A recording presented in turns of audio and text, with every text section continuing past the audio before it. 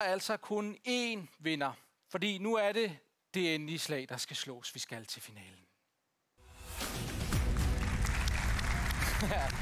Der er som sagt kun én vinder. Hvis det er Inge, der kommer tættest på det rigtige svar, så tager hun altså 52.000 med hjem. Er det derimod jer derhjemme, der kommer tættest på det rigtige svar, så ringer en op, der har spillet med på appen i løbet af aftenen og fortæller, at vedkommende har vundet 48.000 kroner. Stefania, vi er klar. Ja, og herude, der hænger jeg altså sammen med David, der går til calisthenics. Er det ikke rigtigt? Jo. Vil du ikke lige fortælle, hvad det går ud på? Det er træning med din egen kropsvægt. Okay, så det er derfor, vi også hænger her, ikke? Ja. Og jeg ved endda, at du er 4-dobbelt Danmarksmester i freestyle. Det er rigtigt. Altså, kunne du lige prøve at vise, hvordan det kunne se ud? Ja. Så hopper jeg lige ned. Au. Wow! Nej, hvor er du sej! Ja! Hey! Okay, mega fedt, David. Sådan, prøv at høre, du er simpelthen perfekt til den finale, vi skal til at i gang med. Yes. Fordi vi skal altså lege jorden er giftig. Det er en god leg. Ja, fordi din opgave bliver altså om lidt at være på det her stativ. Og som du kan se, så er der altså 5 steder med nøgler. Og du skal så indsamle alle nøglerne, som du skal bruge herhenne. Kom du bare med mig, David, til at åbne denne her kasse med knappen i. Og det er altså knappen, der stopper tiden og... For dig, Vand. Lige præcis. Ja. Du har læst på lektionen. Sådan. Og du må som sagt ikke røre jorden. Vi leger jo jorden er giftig. Ja. Men skulle du tabe en nøgle eller komme til at falde ned og røre jorden, så skal du altså tilbage på krydset. Men nu så jeg jo lige, hvor sej du var. Ja. Så vi gør det også lidt sværere for dig. Det er jo også alle mod en, du ved, ikke? Ja, så du må altså kun snuppe nøglerne med fødderne. Så for den der. Ja, så for den der. Men du har fået sådan en lille ring, hvor du kan hænge nøglerne i. Yes. Ikke? Yes, og der må du selvfølgelig godt bruge hænderne til at hænge dem på plads. Godt. Jamen, så skal jeg bare høre dig. Hvad bliver udfordringen her? Ja, det der bliver lidt svært, det er, at jeg skal nuppe med fødderne selvfølgelig, ikke? Ja. Og så, så skal jeg være lidt kreativ, jo. Der er nogle steder, du skal højt op. Ja. Godt, men du er klar på udfordringen? Det er jeg. Fedt. Jamen, så kan jeg bare opsummere og fortælle, at David, han skal indsamle 5 nøgler uden at røre jorden med fødderne, som han skal bruge til at åbne kassen med knappen, der stopper tiden og smider mig i vandet. Anna. Juhu! Her kommer aftens sidste og afgørende spørgsmål. Hvor lang tid tager det David at få åbnet kassen og trykke på knappen? Det er et sted mellem 0 og 3 minutter. Der er 30 sekunder til at give jer svar, og tiden, den starter jeg nu. Han har sko på. Han har sko på. Ja. Håber, han tager skoene af.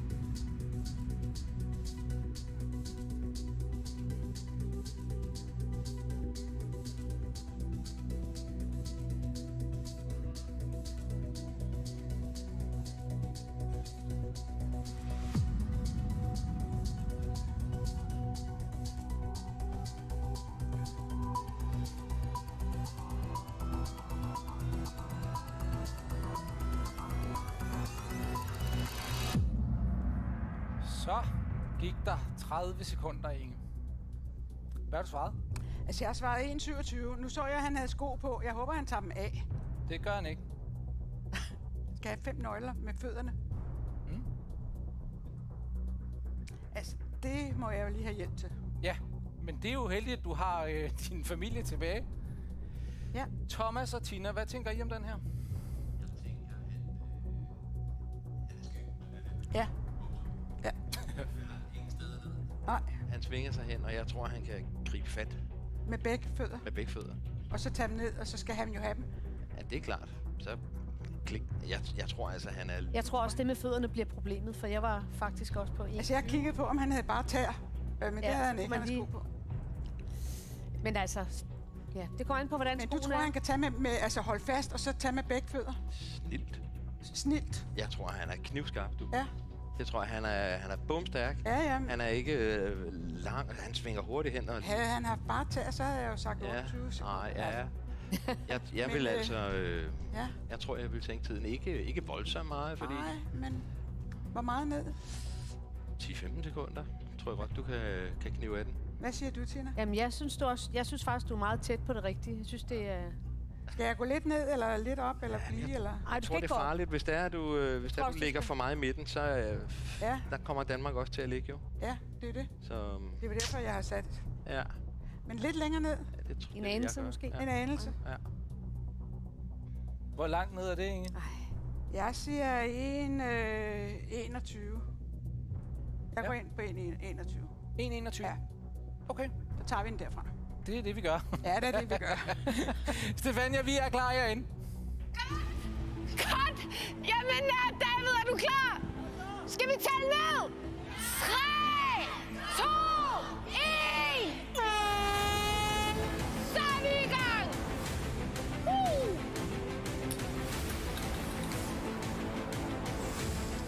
Så har du allerede fået første nøgle. Sådan, David!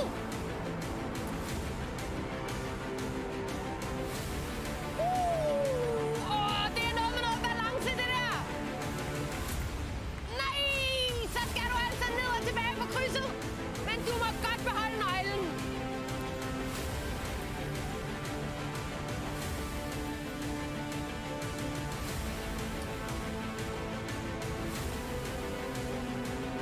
Ja, hvor er du sej, David! Sådan der, giv ham lige rav! Så er der altså 2 nøgler tilbage. Og de hænger rigtig højt herovre. Det kræver nogle kræfter, det der.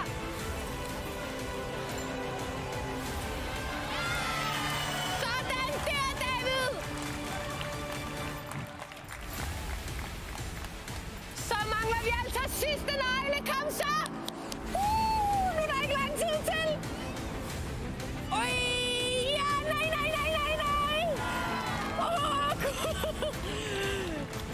Den skal lige op og hænge, før du må.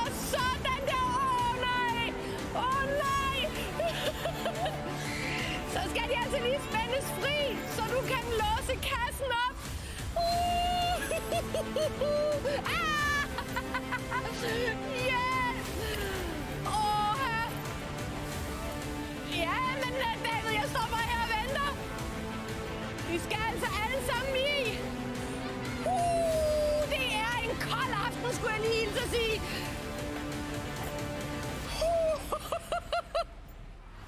Jeg kan virkelig nå at blive nervøs nu. Godt! Så er der ikke lang tid til.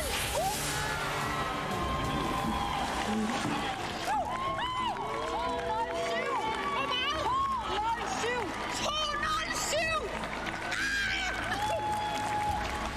207. Ja, så fik vi endelig Stefania i det meget, meget kolde vand. Det rigtige svar var 2 minutter og 7 sekunder. Ja. Inge, du svarede 1 minut og 21. Det var lidt længere. Hvorfor de nøgler i? Ja. Sådan er det. Ja, men han var hurtig med fødderne. Det var han. Han var meget god. Han var meget hurtig. Rigtig med de 2 fødder der. Det var rigtig godt. Ja. Nu bliver det alvor. Vi skal se, hvem der er tættest på det rigtige svar. Er det